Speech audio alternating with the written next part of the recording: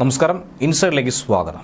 500 വർഷങ്ങൾക്ക് മുൻപ് തന്നെ പോപ്പിൻ്റെ മരണവും അതിനുശേഷമുണ്ടാകുന്ന പിൻഗാമിയെക്കുറിച്ചുമുള്ള പ്രവചനം നടത്തുകയാണ് ജ്യോതിഷിയായ നോസ്ട്രഡാമസ്. ആ പ്രവചനം പുറത്തു വന്നതിന് പിന്നാലെ അദ്ദേഹം പറഞ്ഞിരിക്കുന്ന പല കാര്യങ്ങളും ലോകമനസാക്ഷിയെ ഞെട്ടിക്കുന്നതാണ്. അക്കൂട്ടത്തിൽ ലോകാവസാനം ഉൾപ്പെടെയുള്ള കാര്യങ്ങൾ അദ്ദേഹം പരാമർശിക്കുന്നുണ്ട്.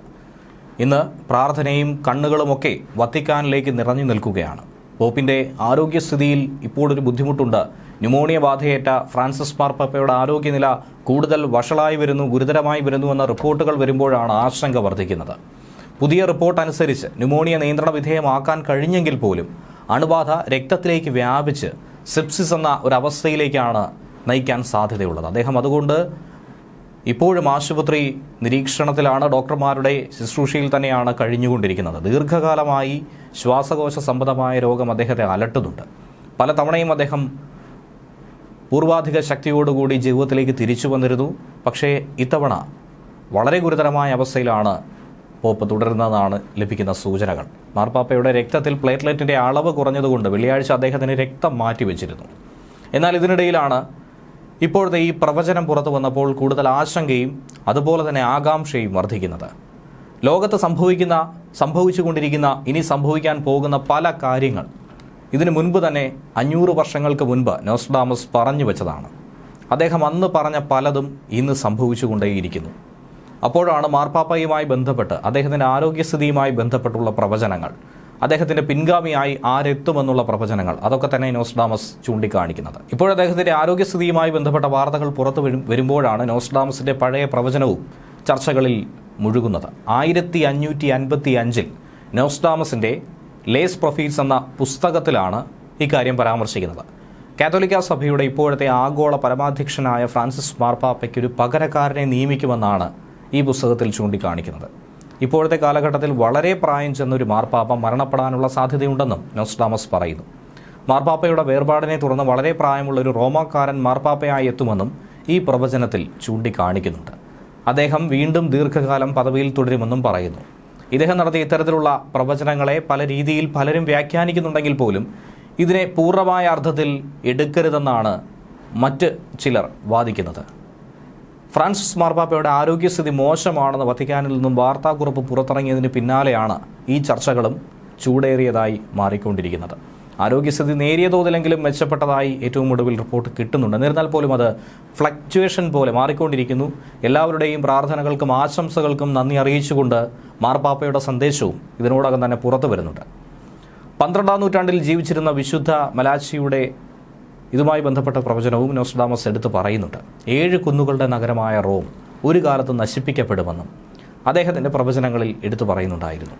പത്രോസ് എന്നു പേരുള്ള ഒരാൾ മാർപ്പാപ്പയായിരിക്കുന്ന കാലത്തായിരിക്കും ലോകാവസാനം ഉണ്ടാവുക എന്നാണ് നോസ്ട്രഡാമസ് പറയുന്നത്. ഈ പേരിലുള്ള ആരെങ്കിലും മാർപ്പാപ്പയായി എത്തുന്നതിന് പിന്നാലെ അവരുടെ കാലഘട്ടത്തിൽ സംഭവിക്കാനിരിക്കുന്ന വിപത്തിനെ പറ്റിയാണ് ഏറ്റവും ഒടുവിലായി നോസ്ട്രഡാമസ് പറഞ്ഞു വയ്ക്കുന്നത്.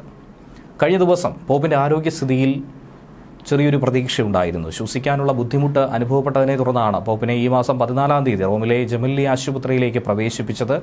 തുടർന്ന് 2 ശ്വാസകോശങ്ങളിലും ന്യൂമോണിയ കണ്ടെത്തി. അതുതന്നെയാണ് ഏറ്റവും ഗുരുതരമായി മാറിയത്. കഴിഞ്ഞ ദിവസം പോപ്പിന് രക്തം മാറ്റിവെക്കുകയും ചെയ്തിരുന്നു. രക്തത്തിലെ പ്ലേറ്റ്ലെറ്റുകളുടെ കൗണ്ട് കുറഞ്ഞതിനെ തുടർന്നാണ് അങ്ങനെ ഒരു നീക്കം നടത്തിയത്. കഴിഞ്ഞ ശനിയാഴ്ച അദ്ദേഹം വളരെ നേരം ചാരുകസേലയിൽ ഇരുന്നു എന്നുള്ള റിപ്പോർട്ട് പുറത്തു വന്നിരുന്നു.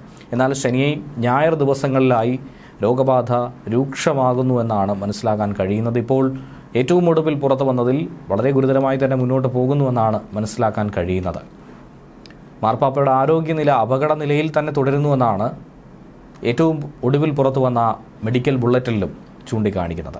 ഫെബ്രുവരി 14-ാണ് ബ്രോങ്കൈറ്റിസിനെ തുടർന്ന് മാർപ്പാപ്പയെ ആശുപത്രിയിൽ ആദ്യം പ്രവേശിപ്പിച്ചത്. പിന്നീട് 2 ശ്വാസകോശങ്ങളിലും കടുത്ത അണുബാധയുണ്ടായി.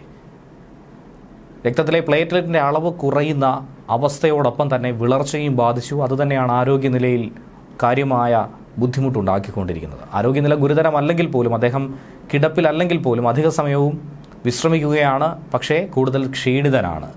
ശ്വാസമെടുക്കാനുള്ള ബുദ്ധിമുട്ടടക്കം അദ്ദേഹം പ്രകടിപ്പിക്കുന്നുണ്ട്. ഞായറാഴ്ച കുർബാനയ്ക്ക് പങ്കെടുക്കുന്നില്ലെങ്കിലും അദ്ദേഹത്തിൻ്റെ സന്ദേശം വത്തിക്കാൻ പ്രസിദ്ധീകരിച്ചു.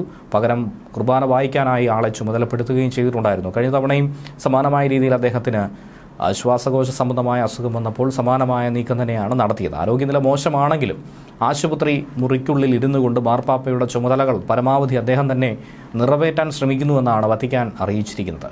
ഡോക്ടർ സെർഗെയോ ആൽഫേറിയുടെ നേതൃത്വത്തിലുള്ള മെഡിക്കൽ സംഘത്തിൻ്റെ ഉന്നതതല നിരീക്ഷണത്തിലൂടെയാണ് മാർപ്പാപ്പ കടന്നു പോകുന്നത്. ഇതുവരെയും അദ്ദേഹത്തിന് വെന്റിലേറ്ററിൻ്റെ സഹായം നൽകിയില്ല. ശ്വാസകോശ തടസ്സമുള്ളതുകൊണ്ട് പരിമിതമായി മാത്രമേ ശരീരചലനം നടത്തുന്നുവെന്നാണ് ഡോക്ടർ അടക്കം ചൂണ്ടിക്കാണിക്കുന്നത്. ഈ അവസ്ഥയിലും അദ്ദേഹം സ്വതസിദ്ധമായ നർമ്മ സംഭാഷണങ്ങളടക്കം ഇക്കൂട്ടത്തിൽ തുടരാറുണ്ടെന്നും പല കാര്യങ്ങളും നർമ്മച്ചരടുകൾ പൊട്ടിക്കാറുണ്ടെന്നുമൊക്കെ ഡോക്ടർമാർ ചൂണ്ടിക്കാണിക്കുന്നുണ്ട്. ഇനി ആരോഗ്യനില മെച്ചപ്പെടുന്നില്ല, ഗുരുതരമായി തന്നെ തുടരുകയാണെങ്കിൽ ഫ്രാൻസിസ് മാർപ്പാപ്പ സ്ഥാനമൊഴിയുമോ എന്ന തരത്തിലുള്ള ചോദ്യങ്ങൾ ഉയർന്നു കേൾക്കുകയാണ്. പല മാധ്യമങ്ങളും ഇതുമായി ബന്ധപ്പെട്ട് അദ്ദേഹം സ്ഥാനമൊഴിയുമെന്ന സൂചനകൾ പങ്കുവയ്ക്കുന്നുണ്ട്. ആ ചോദ്യത്തിന് ഫ്രാൻസിലെ Marseille archbishop Jean Marc Aveline പ്രതികരിച്ചത് എല്ലാത്തിനും ഒരു സാധ്യതയുണ്ട് എന്നായിരുന്നു.